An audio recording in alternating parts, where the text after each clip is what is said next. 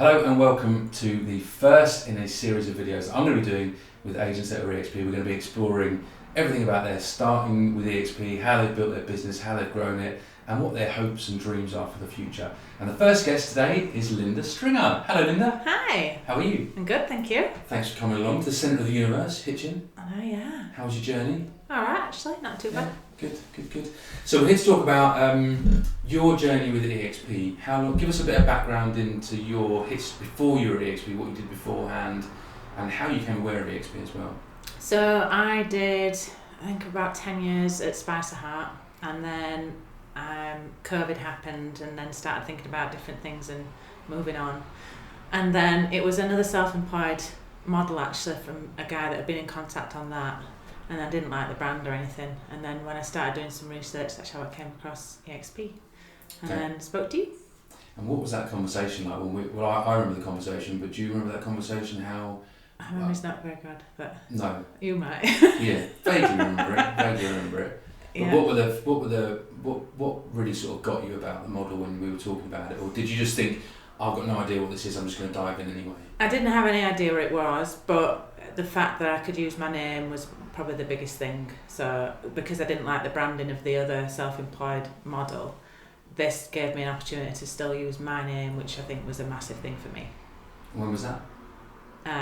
It's nearly, it'll be 4 years in August. Okay, This time. August 2020. Yeah, So straight after COVID. yeah. Okay, cool. And when you first started, what were your hesitations about doing it? Hesitations, well, it's scary, isn't it, going from employed to self-employed? I think that was the biggest thing. And I was scared that if I didn't make it work, then I'd have to go back into employment. So I guess that was the whole thing. I was like, well, if it doesn't work, I can just go and get another job. Yeah. But I didn't want it to not work, so I put everything to make it work. But what were your specific fears? Dig into that. What were your actual fears? Money. It's got to be money. I didn't know whether I'd have enough money to live, so that was the biggest thing. And how did you overcome that? Made sure that I chased everything and used the things that were free, such as social media, in order to get my business up and off the ground. I got my first completion within 10 weeks, so which I know is unheard of now, but at the time is what I managed to do. So from that point I knew if I kept putting in at the front end, I would always get it back out at the other end. So how did your friends and family react to you wanting to go, or thinking about giving up a really good job you'd worked super hard for to get to where you'd got to, earning some good money in the area you're in? How did your friends and family react? How did your parents act? How did your other half act? What were they? I became very miserable in my current job. So it was a case of, and I love my job, I've always loved being an estate agent, so do I jump ship and go and work for somebody else, and then it's just same stuff but different day somewhere else in the same branding, just a different brand, you know what I mean? Or do I take a leap of faith and do it for myself? My mum has had her own business and worked for herself. My dad was like, stayed in the same job and like throughout his life type of thing, so they were both vastly different anyway. But I just thought to myself, if I don't try it, then I'll never know. So they were all really supportive, to be honest. My other half had gone self-employed like not long beforehand, so we both almost completely gone from a recruitment job, so completely both changed his lives to having some time for ourselves. What were the biggest negatives that people were giving to you? Because you must have had, so obviously you got your dad who's got a job and he's been in the same place for the whole time. Yeah. But supportive because you're his baby daughter, basically. Yeah. But you must have had friends that said, Linda, what are you doing? Yeah, I think it's a funny thing, innit? People like really do want you to do well and like think, oh my God, that's a brave thing. Like, oh my God, I'd never dare do that. For me, it was like, well, like I said, if I didn't try it, then I'd never know. And I almost want to scream at some of the people that I know that are really good agents that are still in those places, that I just think, oh my God, you would just be so much better if you came out with that institutionalised thing and just did it for yourself. But having the freedom to be able to do things how I want to do it. And then as people saw how I were doing it, like one of my best friends from school, Laura, she's over in Huddersfield, and she was just liking and sharing all my stuff, and then her friends were doing it, but I mean, she's over in Huddersfield and I'm in Sheffield, but she was like, nobody's doing anything like this, just can't believe what you're doing. So it was just, everyone was then like really excited that I was doing things how I wanted to do it, and so they were like, well, yeah, of course, why wouldn't you do it? And then it just became the norm. So you found that most of your friends and family pretty go for it kind of thing? Yeah. Which is unusual, actually. Yeah, my dad was probably more so, but I guess he believes in me anyway, so he just thinks if I thought it were right, then it was the right thing to do. Yeah. And so how much money did you start off with, do you think? Probably about maybe 2 or 3 grand. And that was, so what about your living costs? Was that covered by another half, or? A little bit, like we knew it were going to take a little bit of time, but because the first one came through after 10 weeks, it was only like maybe 6 weeks or so that it was a little bit more, tighter on the purse strings type of thing, but we just made it work. Yeah. Cutting back, beans on toast from Aldi. Beans on toast, bread and jam, that kind of thing, yeah. Yeah, okay, good. We talk about the wall quite a lot at EXP. Did you hit the wall, and what did that look like if you did? I think I hit the wall quite on a regular basis, to be honest. What is the wall to you, for those who are watching and listening? It's like, it's when I get imposter syndrome anyway, but it's when you get to that point you think, oh my God, like everything's going wrong. And we've got a really good group now in Sheffield that we discuss things and have a coffee and one thing and another, and it just goes in waves, doesn't it? Like everything seems to be going wrong, or you've lost something, and then something else happens, and then you think, oh, I can't do this. But actually, it's just once that day's done and that's passed, then it's next day and you just move on. It's just, but you do hit that like at the minute when the market's a little bit more difficult, you start to think, well, is it me? And then it's just not. You just have to get on with it. And how do you overcome that? Speak to other agents quite a lot, especially like I say, we meet up regular, so like having a phone call with Rachel or Luke or somebody in the area and say, is it just me? No, it's not. Carly and Rotherham, so there's quite a few of us that are in touch, which is nice. Yeah. And so you're still hitting the wall to this day, 4 years on, you're still hitting the wall. Well, yeah, because like I said, sometimes everything's going swimmingly, and then other times it's really not, and that's stressful. And how long do you think it took before you? So often what we talk about is that the first 4 to 6 months is sporadic inquiries. Did you find that? Was it, or did you hit the ground running fairly quickly with regular inquiries, or when did you feel comfortable that actually I'm just getting inquiries now and they're just happening rather than fighting for them? I would say probably after about a year I felt like that. I just think I've always been quite good at getting reviews and making sure people put reviews on, and talking about my success on social media and things like that, which in turn has then just kept those recommendations coming, really. Asking people who else do you know that's moving and things like that. So a year in the making, and now you're just getting, contacts and referrals and people contacting you saying, come and value my house, etc., etc. Yeah. How have you then moved your business forward to sort of where you want it to be? What sort of steps have you taken? Well, so I've admitted probably now, like I say, nearly 4 years in, that I need an assistant. So I've got somebody now helping me with the admin side of things, which is massively just taken. She's only been with me 2 weeks, but it's taken a weight off already. So doing all the contracts and anti-money laundering and all that kind of stuff, she's sending all that out, which is just a weight off, which allows then me more time to be doing the valuations, the viewings and things like that. So how many valuations are you doing now to justify that sort of expense? Yeah. How many valuations are you doing? How many instructions are you doing? How many sales agreed are you doing each month? I tell you, I'm not a figures person. No, I know you're not. So, well, like this week, I'll have put 2 on, but then, like I think maybe 2 or 3 weeks ago, I'd done like 8 or 9 valuations in a week, which is a lot for me.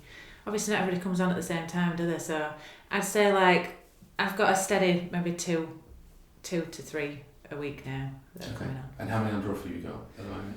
At the moment, I've got 23 under offer. Okay, so that's 15, 20 is when you start needing to think about an assistant, isn't it? I mean, that's what I was probably saying. Yeah. So take you back to the day you started it as an agent with EXP, Linda Stringer powered by EXP. What was the number one thing that you felt you had to do to get yourself out there? Your first instruction, let's say. What was that sort of focus for you?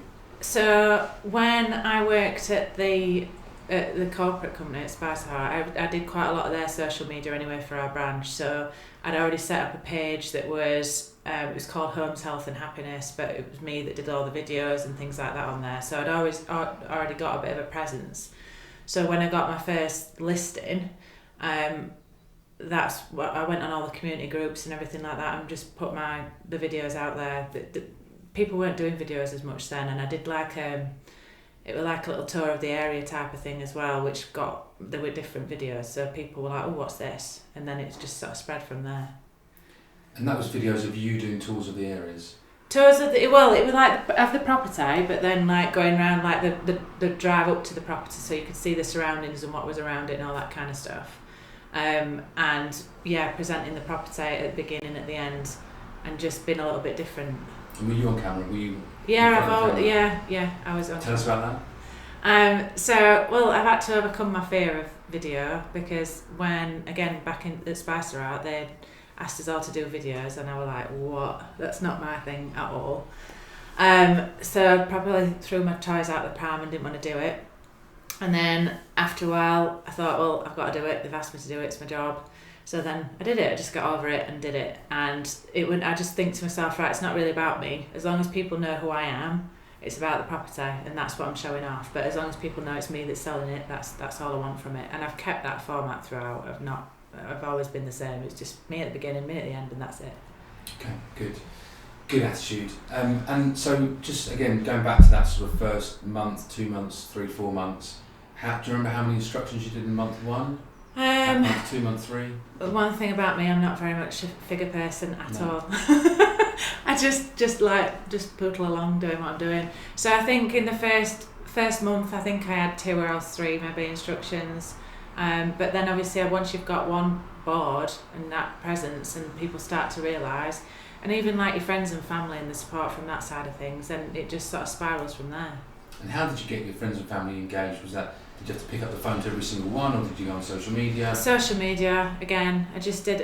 Social media is free, so I just didn't understand. As we know, I've never done touting and things like that with magic letters. I've literally just done social media and recommendation. That's where I get my business from still now. Okay. Let's dig into social media a bit more. And Facebook is your weapon of choice on social media, is it? Facebook, Instagram, and now TikTok as well. Oh wow! I know. Okay, we'll come on to TikTok in a bit. Okay. Tell us about Facebook. What is the Linda Stringer strategy on Facebook in the minutest of detail, so that the viewers out there and the listeners can understand what they can do? Well, I think it's a massive, massive tool. I always say, even to my clients when I'm doing a valuation, like, remember when people bought the property guide and I would flick through the property guide and they'd be like, oh my God, we really like this house. That's now, obviously nobody buys the paper anymore, so the passive buyers that you can get from social media is massive. It takes one person to like it, comment, share, and it's just gone out to so many people. So Facebook, I set up the page. So what page did you set up? So my own. Your personal page? So yeah, I've got my personal page, but I don't write anything on there. It's all from my business page. My business page is Linda Stringer, powered by XP. Or something along those lines. And did you start with that business page, or did you start posting stuff on your personal page?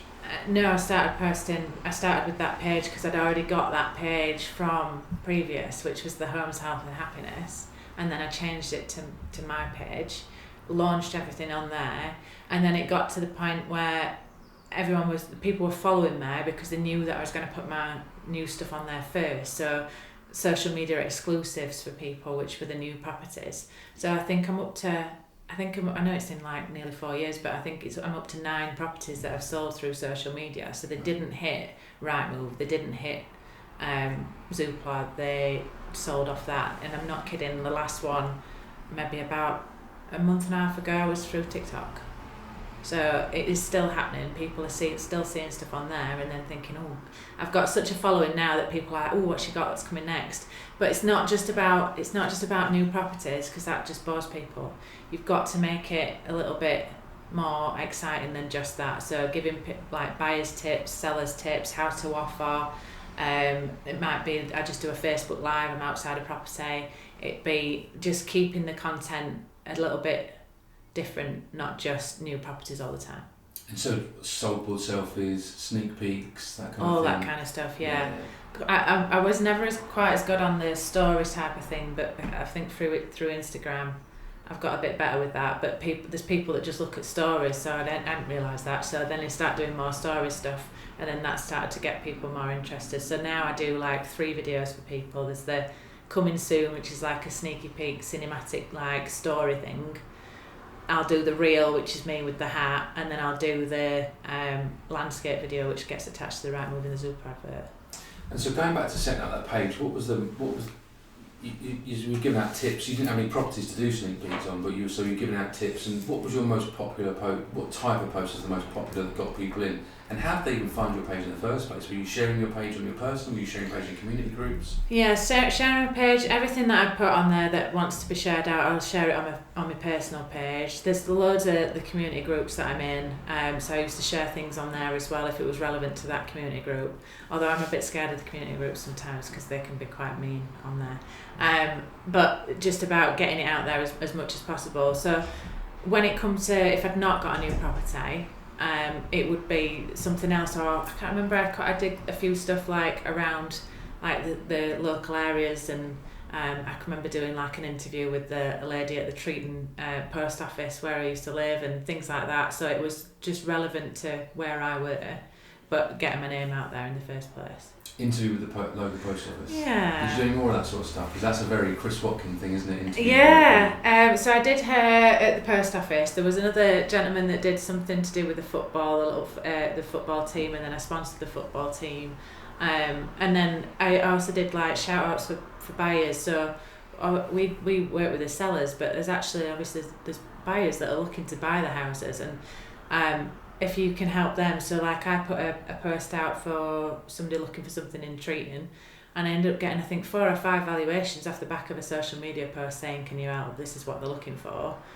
So that always got quite a nice influx of people as well. It's amazing, isn't it? I used to do around the corner, I used to do the blackboard outside the office, and it used to be Mr. R looking for a property on the west side of Hitchin up to 300,000 or whatever, and that's the equivalent, isn't it? Yes. It's that equivalent. If you get those followers on Facebook, they're scrolling through and they say Mr. R looking for a property in XYZ, they'll know someone because they're all local followers. Yeah. It's like advertising buyers like you would on a blackboard traditionally, but digitally. So yeah, it's and because sellers are looking for buyers, aren't they? Exactly so, that. Yeah. Precisely. Any other tips on Facebook? Tips on Facebook, I think just be mindful that each of your portals for your social media sites they're different people. So your Instagram people are different to your Facebook people, and your Facebook and your Instagram people are different to your TikTok people. So they're all, I don't think you can just post one to them all, because I don't think that works. Okay, so what do you post on Facebook? What's different between the 3 categories? And then so Facebook, you can do more like wordy stuff. So like I did one other day about a seller's tip about not using a cheap agent, and then it was quite wordy, and then I gave some examples of pricing, and this is what you'd end up with, and like it was a great post, but it was very wordy. So if that went on Instagram, then nobody would read that bit because you're just looking at the photo or the post from it. So I didn't even have to attach a photo to that in Facebook. But then the reels and things like that on Instagram will get lots and lots of traction on there, as well as TikTok, obviously. But then on Facebook Live, if you do a Facebook Live outside a house, that'll get loads of views because it captures people, I think, from around that different area as well. So you just have to keep mixing it up a bit. And it is sometimes difficult knowing what to put on there, but there is always something to put on there. And there's so many people that say to me like, oh, I can see you're so busy. And I think sometimes, oh, I'm not that busy. But yeah, yes, exactly. Yeah, when we first started our business, I had 3-4 for sale boards on one road in Hitchin, and they were probably the only 3 or 4 instructions I had in the whole of Hitchin.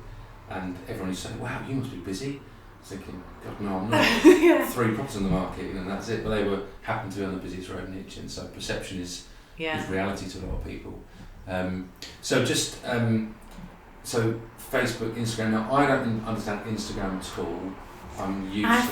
I find it more difficult on Instagram, I'll be honest. So tell us how you use Instagram. I think you're one person or other. I find Instagram a little bit more difficult, but on Instagram, you're better with if you're doing the post or the reels, but then also the hashtags on there. So I've always had the same hashtag since I started, which is Linda Stringer Estate Agent. So if anybody puts that in, they can find me, but they can also follow that hashtag. So anytime I post something, that then comes up. And then since then, I've got hashtag houses and hats and selling Steel City, things like that get you recognised as like, oh, that's that lady again, that's Linda with her hat on again. So the Instagram stuff is more visual, I think, on there. What are you posting on? Just images or videos? Images. What's the difference between images and reels and all that kind of stuff? So the reels are the videos, and they usually don't need to be longer than sort of 60 seconds long. And again, with the sneak peeks and the stories, I post that onto Instagram and then it goes onto Facebook. But the images which you post, that goes on your grid. I'm not very good at like making my Instagram grid all pretty. So like some people can do it and they've got like just doing certain, I don't know what you call it, tiles or whatever, but like they make it look all pretty. Mine don't look pretty. It's just like everything that's on there. But I still do get a lot of people. It's weird actually when you go to someone's house and like, oh yeah, I've been following for ages. So what do you mean you've been following me? Oh yeah. But it's mad how many different people see what you're doing and what you're putting out there. So just make sure that it's relevant, but it's interesting. It's not just the same stuff. And the Instagram page, is that like a Linda Stringer page, a business page? Is that just so I've got 2 for Instagram. You can have as many as you want, can't you? In fact, I've got 3, so I've got one for my Whippet as well. But I've got linda.stringer.agent, which is my business one, and then there's linda.exp or something like that, which is my EXP one, which is more for helping agents get on board. Got it, okay. Yeah, and then I've got my Willow the Whippet one, which is obviously about my Whippet. Yeah. Okay. And so TikTok, obviously the newest kid on the block. Yeah. When did you start on TikTok and how are you using that? I'm not sure how long I've been on TikTok. I've probably been around for about a year or so, but that's definitely the one that I need to grow more. I've only got about 1,500 I think on there, in comparison to like over 300. So hold on, so you got how many you got on Facebook? 9,000. No, Facebook I've got 3.3 thousand, and on Insta I think it's nearly 3. So like between them all it's nearly like 9,000 that see property before it goes anywhere. But TikTok's the newer one. It's difficult to know what to. People do different stuff on TikTok. You find your niche on there, but yeah, I'm not sure. I just do like my housey stuff and things, and I've done the occasional rant and things on there as well. And how often are you posting on each of these platforms? Do you have like a set formula on that? So Facebook, Instagram, daily. That would be either via a story or I always put a post on Facebook or a post on Instagram, and I usually do that at tea time between 6 and 8 o'clock at night. Why? Because that's apparently when more people are scrolling on Facebook and Instagram. So like if you put something on like during the daytime, there's not many people that will see it, and then you've just lost it then in the feed. So if you put it on between 6 and 8 o'clock at night, it tends to people see it, or first thing in the morning. Okay. And how do you deal with the trolls? Do you answer every comment? Do you deal with trolls? How do you manage that? I've been really lucky, to be honest. I don't have that many. I haven't had that many bad things said. If I have, it's usually been in one of the community groups, and they've just said something nasty about somebody's house, and then it gets me on a rant and say, well, it's somebody's house, it's somebody's castle. You shouldn't say things like that. But generally speaking, I've been all right. Nice. Which is nice. Yeah. Because I know some people have had. You should be aiming to have a troll in there. I don't want one. I'm not very good with confrontation. I don't want one. How would you deal with it? Do you think? Well, I don't know. I'd probably just delete the comment, to be honest. I think that's probably the best way. I'm going to take it to money, and you might not want to answer this, and that's fine if you don't want to, but what were you earning with Spice of Heart back in the day? It was somewhere between sort of 40 and 45k. And your role there was? Was valuer. Okay. And what would you say your bankings are? Because it's not a salary, it's not an income, you've got to pay yourself, and there's dividends and all that kind of stuff, but what would you say is your bankings after EXP's cut? I don't know. I just have a nice More time. than that? More than that, yeah. Double that? Well, it was used to be a running joke whenever I got paid at Spice Art that it was like, right, have you got any, let's have breakfast. So I've got zero funds. I've just got no money all the time. Whereas now I've got some money, which is a nice feeling to have. You can go on holiday? Go on holiday, I've just had an extension. I've moved house last year. All these things that, it's just having that extra money around that I didn't have before. Yeah. And so, just keeping on the subject of the sort of that work-life balance thing, I know it's a boring subject for a lot of people because people go on LinkedIn, prospective agents or existing agents or agents that have just started and they think, where's this work-life balance?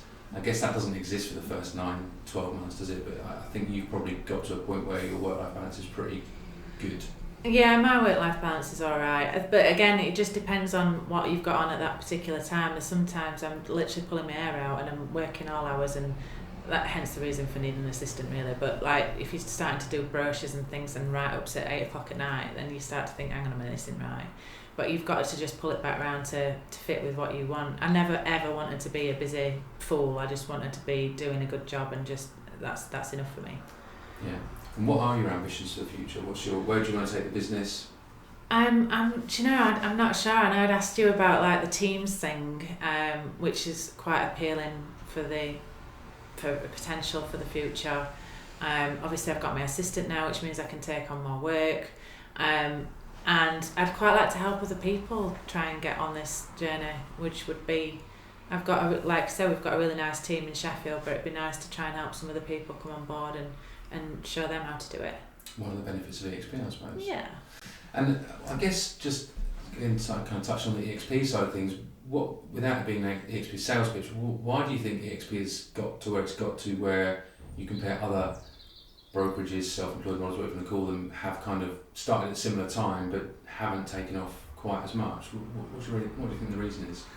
I think people that are EXP agents we've all got the same. Well, you have to have the same mentality, which is we've got to do a good job, because there is nothing to hide behind. You haven't got a brand to hide behind. I know it's EXP, but it's Linda Stringer powered by EXP. So if I do a bad job, then it only takes one person to go, yeah, that Linda Stringer. So I think all EXP agents have got that same mindset, which is then made all the other EXP agents that have come on board have got that same mindset. So I just think that the calibre of people that we've got has been how it's moved forward so well. But I like the fact that it is your name, like there isn't anywhere to hide. You have got to do a good job. I think having that accountability, but also things like the revenue share, like the things that we do with the conferences, the workshops, everything like that, it's just the support that you've got is massive. Yeah. How have you changed your life, and how have you changed your life with being Linda Stringer powered by EXP? I've changed my life by being able to work with people that I want to work with. So like my clients are all on my same page, and that's really nice. I don't have to work with loads and loads of clients. I only work with the ones that a select at a time. So I'm not a busy person, as in like too busy for my own life. I have got my own life, so like as much as I might work every Saturday, then I'll have a lovely Sunday, and then come Monday I've got loads of offers to work with. That's much more of an exciting prospect than just going into work on a Monday morning. And I might have I can get up having a coffee and in bed and do whatever I want to do. It's that whole having your time back is massive. Why do you think that, you said about I want to scream at the people that are working in a branch, and I agree with you. I walk up and down the high street and I think, what are you doing there? But what is it? There's nothing wrong with being employed, right? It's not for everybody. Absolutely. You've got to have the right mindset, and obviously you have. But what is the reason that people don't do it, that are good enough, that have proven they're good enough in a branch to go out and do it on their own? Because it's the fear of the unknown, isn't it? You are taught to get a job after school, that's secured, then you get your mortgage, then you get your cars or whatever you might get on finance, and you then become in this hamster wheel of being stuck doing that same thing. And if you come out of that, well, then you're not going to get paid, and then this will happen and that, and it's all just a catastrophe, isn't it? When actually, if you have got the right mindset and you put your mind to it, then having your time, as well as the money, but the time that's the biggest thing. So when I was going to work, like we've laughed about this in Sheffield with our EXP agents all the time. Like we were setting off at like I used to race my other half down Parkway in Sheffield, go to gym, see him in gym, get changed, go to work, get to branch for 8:30, have his morning meeting, and then I might be hung around for a bit, then I'd have my valuations, I'd be in and out, and off I went. I might get home at 6-7 o'clock at night, whatever it might be, and then off I go again. And then obviously then people started to work from home with the COVID thing, and then that made you think, and you think, well actually why do I need to go to this box in somewhere else that I don't need to be at, because actually my first appointment's over here, so I don't need to go to that box and sit there with these people until I go there. So then none of that stuff then seemed to make sense. So now working for myself, like that's just tenfold again. So like I think, right, okay, well, I'm not going over that way to go this way. So you just work your diary to fit you, and then take dogs out and go for something to eat and meet up with other agents, and it's just a completely different way of life. Yeah, and how the customers, it's interesting, it doesn't even really pop into my head now because I'm so used to working sort of remotely, having done it since 2006 from a serviced office and all the rest of it. But how did the home-based agents typically were cheap fees, right? So Yeah. Purple Bricks, my old business, we work from this office here actually, and so it was cheap fees. So you kind of could justify to the customer that, well, we don't have a high street office, but we only charge 500 quid to sell a house. And so but you're not doing that. We're not charging cheap fees. How have you overcome that objection from clients that you don't have an office? Do you know, I've not really ever come across it. They'll say whereabouts do you work from, and I'll say this is where I live, and I'm usually 20 minutes, half an hour away from everywhere. I don't live in Sheffield, I live in Rotherham, so I cover Sheffield and Rotherham, but because I worked in Hillsborough previously, I've got quite a lot of my name's known over that end, so I'll end up travelling quite a bit for the different areas that I cover. But never once has someone said, well, that's it then, I'm not going with you because you've not got an office. Most of the time they'll say, I feel like I already know you because they've been following me on social media for that long. So it's never been a thing. Okay, and what about practically when you're doing like I don't know, if you're doing a follow up with a vendor and they want to meet you, or they want you to go back around the house, and do you meet them in coffee shops? Just go back around the house? There's never any need for them to drop in or meet you or anything like that. It's just all over the phone, I guess. So yeah, there's no need to do that. I think because you have got more time, then you'll say, well, yeah, of course I'll pop round, or I'm going to be here and such, and then you'll meet them there, or go for a coffee with them, or it's you've not got that. Like when you worked in a branch and you're just like a machine from one valuation to the next, to the next, to the next. I can remember one Saturday, I think I got 8 valuations back to back. There were no travel time in between. It was like I was supposed to be Superwoman or something to get to these different ones. And I could feel that you're not doing the right job because you're rushing it, because you know that you've got to get to your next appointment. Whereas now, my diary, don't get me wrong, my diary's full, but I mean it's full how I want it to be full and where I've got time to do stuff. So you've spoken a lot about the group in the Sheffield area. EXP don't have territories, and I think that's not commonly known amongst people. They'll see you covering Rotherham and Sheffield and think, well, I can't go to Linda's patch because she's already there. How have you? Was that was a concern of yours in the early days, wasn't it? If I remember rightly, I'm sure you were a bit concerned about territories when we first spoke, and you were thinking of joining. I was like, how do I cope with that? How did you overcome that in the early days? I think because mostly the self-employed models, you've got like a territory to yourself, and so therefore if anything comes on in any of these other places, then you've got to hand it to that relevant person. But I think the fact that you don't have territories is just a really nice thing. So like I just think there's enough business for everybody, and as long as you're doing a good job, then it doesn't really matter, and as long as the standards are up there, it's just all out there for EXP. So when it comes up on Rightmove, I love to see all the EXP things that come up in Sheffield and Rotherham. And like I'll go to a valuation. I went to a valuation the other day, and there's a sold board at Endert Street, and it's got Carly Wilson's name on it. And then me and Luke have had things on the same street, but everybody's clients are different. Like my client's not Luke's client, Luke's client's not my client. So I just think we don't have that level of competition between us. It's very much a collaboration, and I think that's got to be a better thing for the client as well. I agree. I mean, that's what I did in America. America's no territories and the client wins.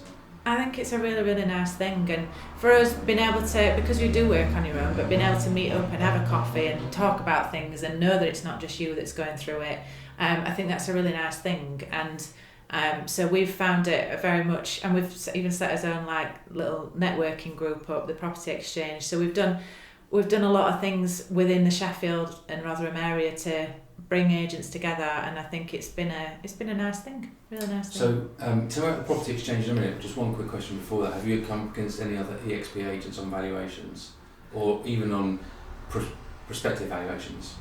There is only one that I know about, and I only know about it because the client told me, because I've got it, but the other person doesn't know. So it's not come on the market yet, but when it does, they'll know, won't they? But that's the only time I've ever come across it. But honestly, I'm that type of person anyway that'd be like, well, if that's who you want to work with, that's who you want to work with. It doesn't matter. Everybody's got enough business. But how did you find that? I mean, was that awkward? Was it? No, because I just think, again, people work with different people, don't they? I know that I'm not everyone's cup of tea. That's absolutely fine. And if it's more somebody else's EXP agent's cup of tea, then I'd rather it went to an EXP agent than to somebody else. So honestly, it don't bother me at all. And there's been times where, like, I know that I've passed stuff over to, like, it's a bit too far away, and obviously there's a referral scheme as well within EXP, so there's, like, everybody wins. There's no, including the client. Yeah. And Property Exchange, tell me about that. What? So you said you set up your own networking group. Yeah, so that's something that we've started this year. So that's myself, Luke and Rachel, and we've set up the Property Exchange, and that's the last Wednesday in every month, and we've been meeting at different venues. The last venue was at Kelham Island in Sheffield. We had a really good turnout. There was another couple of agents that came on board to meet other property professionals. There was relocation service, there was removals, there were mortgage advisors, and it's a really nice informal networking group that we put some food on.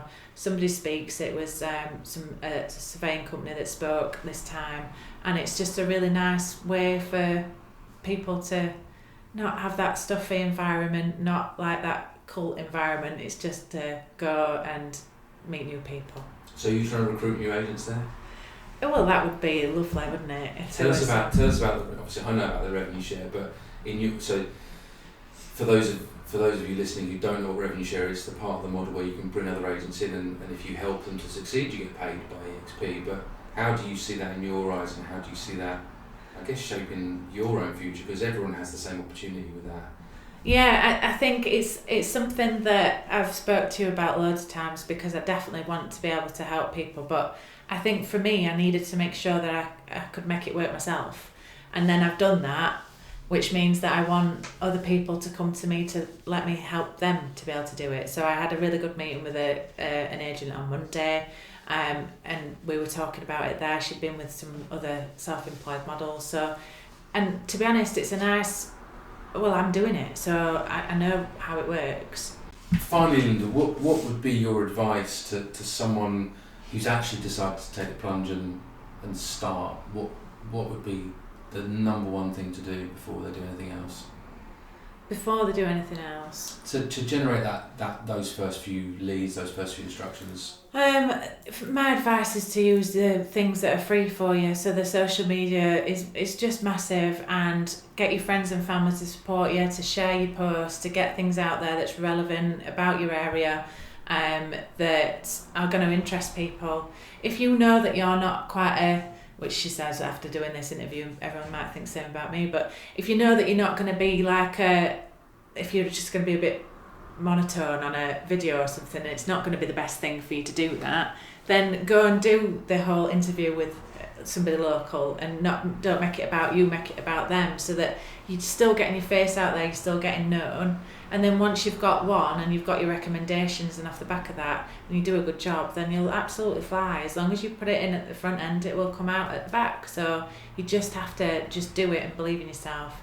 And like I say, I wish I could scream at some people and just go, oh my God, you'd be so much better if you did this for yourself. Because the the whole satisfaction thing as well is like, it's massive, isn't it? Helping that person from when you went to see them and then following you like weirdos, like you feel like they're like, what do you mean follow me?